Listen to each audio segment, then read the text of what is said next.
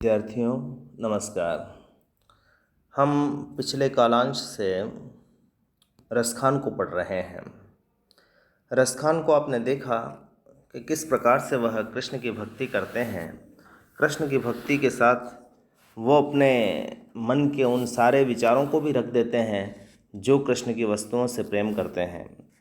कृष्ण का सानिध्य वो हर समय चाहते हैं। आपने देखा कि जब वो पहले पद में अपनी बात कहते हुए कहते हैं कि मुझे कृष्ण का हर वह रूप, हर उनका महत्व मेरे लिए वही है जो किसी भी भक्त का हो सकता है, मेरे प्राणों का, मेरे शीश का, मेरे अंगों का, और कृष्ण की जो वस्तुएं उन्हें प्रिय है उनका सानिध्य ही मेरे लिए सब कुछ है। ठीक इसी प्रकार वो आगे ये कहते हैं कि हमारी वाणी की, हमारे कानों की, हमारे हाथों की, हमारे पाँवों की सार्थकता वही है जब वह कृष्ण का गुणगान करे, उनके स्पर्श करे, उनका सानिध्य पा जाए। फिर वह कभी कुछ बताते हैं गंगा की महिमा का वर्णन करते हुए, गंगा का महत्व निरूपित करते हैं। फिर विष्णु के अवतार के रूप में जो उद्धार किया है उन बातों की वो चर्चा करते हैं कि किस प्रकार उन्होंने द्रौपदी, गणिका, गजराज, गिद्ध, अजामिल और अहल्या का उद्धार किया, प्रहलाद का उद्धार किया। तो ऐसे व्यक्ति जब जिनका उद्धार वो विष्णु कर सकते हैं, तो रसखान यदि भक्ति कर रहा है तो उसका भी उद्धार उन्हें करना होगा। फिर वो बताते हैं जो काफ़ी लोकप्रिय पद है कि मनुष्य यदि मुझे बनना पड़े तो रसखान को, तो वह गोकुल के गाँव का ग्वाला बनना चाहता है। पशु बने तो नंद की गायों के बीच में रहना चाहता है। पत्थर बनना हो तो वह गोवर्धन गिरी का बने, और पक्षी भी बने तो कालिंदी के किनारे का, कदम की डालों पर बसेरा करे ताकि वह कृष्ण का सानिध्य पा सके। फिर इसी प्रकार से अपने सब कुछ संपदा को वह कृष्ण के प्रेम पर न्योछावर करता है। कृष्ण अपनी लीलाओं के कारण काफ़ी लोकप्रिय हैं। यह बात नंद जसोमती को कहते हैं और वात्सल्य भाव के माध्यम से वह कहते हैं कि तुम अपने बच्चे का ध्यान रखो, वह तो आज व्याल के कपाल के ऊपर नाच रहा था। यानी एक तरह से उनकी प्रशंसा भी कर रहा है और एक पितृत्व भाव से वह अपने बालक की रक्षा है तो अपनी माँ से बात भी कर रहा है। ठीक उसी के अगले पद में उन्होंने कृष्ण के बाल सौंदर्य को निरूपित किया है, जहाँ वह घुटनों के बल रेंग रहे हैं, धूल से भरे हुए हैं और हाथ में मक्खन रोटी है और उसी समय कौवा ले जाता है, तो कवि विमुग्ध भाव से सोचता है कि यह कौवा कितना भाग्यशाली है जिसने हरि के हाथ से माखन रोटी ले ली है। अगला पद महत्वपूर्ण है और इसको आपको पढ़ना है कि वो कहते हैं कि शेष गणेश महेश दिनेश सुरेश ही जाहि निरंतर गावे, जाहि अनादि अनंत अखंड अछेद अभेद सुवेद बतावे। नारद से सुख व्यास रटे, पचे हारे तू पुनि पारन पावे, ताही अहिर की छोहरिया छछे आवरी छाछ पे नाचे नचावे।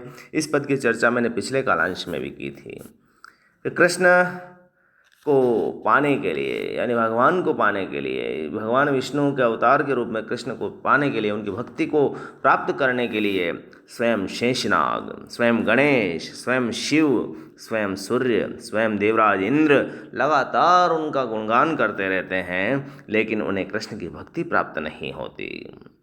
वो गुणगान करते हुए यहाँ तक कि वेद भी उन्हें क्या बताते हैं कि वो अनादि है, जिसका आरंभ नहीं ज्ञात है, जो अनंत है, जिसका विस्तार हमें ज्ञात नहीं है, जो अखंड है, जिसे खंडित नहीं किया जा सकता, अछेद है, अभेद है, ये सुवेदों ने बताया है, यानी वेदों ने बताया है।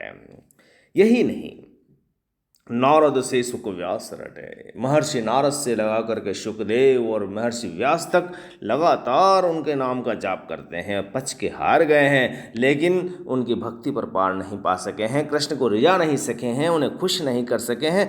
ऐसे विष्णु के अवतार कृष्ण देखो आप ब्रज की गलियों में, जहाँ अहिर की छोहरियाँ यानी ग्वाल बालाएँ उसे कुछ छाछ देने के लिए उसे नाच नचा रही है, यानी वह उनके सामने विनती कर रहे हैं कि मुझे कुछ खाने को दीजिए, तुम्हारी छाछ पीना चाहता हूँ, तुम्हारा मक्खन खाना चाहता हूँ। तब वो बालिका हैं उन्हें कहती तो हमारे सामने पहले नाचो, तो वो बच्चा नाचता है और उसके नाच पर वो न्योछावर हो रही है। कैसे भक्त और भक्ति का यहाँ पर मिलन है, इसका आपने देखा है। अब अगले पद पर चलते हैं हम। यहाँ पर एक सखी दूसरी सखी से कह रही है कि कृष्ण की राधा के प्रति अनुरक्ति कितनी है कि जब उसे ढूंढती हुई गई तो वो कहाँ मिली थी। यहाँ पर एक तरह से प्रेमासक्ति भक्ति का वर्णन है, यानी भक्ति के रूप में राधिका को जो कृष्ण मिले हैं उसका वर्णन यहाँ पर है। तो सखी क्या कहती है कि ब्रह्म में ढूंढ्यो पुराणन गानन, वेद ऋचा सुनी चौगुनी चायन, देखो सुनो कब हुन कहूँ वह, कैसे स्वरूप कैसे सुहायन, टेरत हेरत हारी परस खानी, बतायो न लोग लुगायन, देखो दूरो वह कुंज कुटीर में, बैठो पलट तो राधिका पायन। यानी रसखान कह रहे हैं कि कृष्ण की राधा के प्रति कितनी अनुरक्ति है उसका वर्णन करते हुए कहते हैं कि मैंने श्री कृष्ण को ब्रह्म में ढूंढा, यानी ब्रह्मांड में ढूंढ लिया, पुराणों के गीतों में खोजा कि पुराणों में कहाँ है वह, यहाँ तक कि मैंने वेद की ऋचाओं को भी चौगुने चाव से सुना। ब्रह्म में ढूंढा, पुराणों में कैसे गाया गया, वेदों की ऋचाओं को मैंने बहुत अच्छी तरह से सुना, चौगुने चाव से सुना कि शायद मुझे कृष्ण के स्वरूप को मिल जाए, मुझे कृष्ण मिल जाए, लेकिन वो कृष्ण नहीं मिले। देखो सुनो कब हुन कहूँ वह, कैसे स्वरूप कैसे सुहायन। लो कैसे, मैंने उनके बारे में सुना है, न कभी उन्हें देखा है, उनका स्वरूप कैसा है, उनका स्वभाव कैसा है, उसके बारे में मुझे कुछ भी ज्ञान नहीं है, यानी मैं उनकी स्वरूप को जानना चाह रहा था। रसखान कहते हैं कि टेरत हैरत हारी पर्यो रस खानी बत, मैं टेरता रहा, चिल्लाता रहा, पुकारता रहा, हेरता रहा, देखता रहा और हार गया, लेकिन मुझे किसी भी लुगा यानी किसी भी व्यक्ति ने मुझे उनके स्वरूप के बारे में नहीं बताया कि कृष्ण कैसे हैं और वो कहाँ मिलेंगे। मैं पुकारते पुकारते हार गया हूँ, कोई भी उनके बारे में बताने को तैयार नहीं है। लेकिन जब मैंने अंतर्भक्ति से देखा, अंतर्मन की भक्ति से देखा तो कृष्ण कहाँ मिला। देखो दूरो वह कुंज कुटीर में, बैठो पलट तो राधिका पायन, कुंज कुटीर में छिपे हुए हैं और राधिका के पैरों को दबा रहे हैं। ये एक सखी दूसरी सखी से कह रही है कि मैंने कृष्ण को ढूंढा, लेकिन यहाँ रसखान अपनी भावनाओं को व्यक्त कर रहा है कि उनके लिए तो वह महत्वपूर्ण है जो उनकी भक्ति में है, जो उनसे स्नेह करता है, उनके लिए उनके पास सर्वस्व है।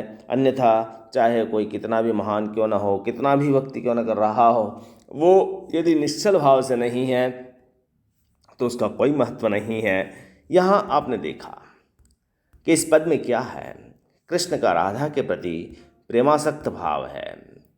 ब्रज भाषा में अनुप्रासिक छटा है, अनुप्रास अलंकार का यहाँ पर आप देख रहे हैं। अंत्य अनुप्रास का पुराणन गानन चौगुन गायन सभायन, ये न जो आ रहा है लुगायन पान, ये सब देखेंगे आप। टेरत हेरत ये शब्द जो है ना अंत्यानुप्रास का उदाहरण है।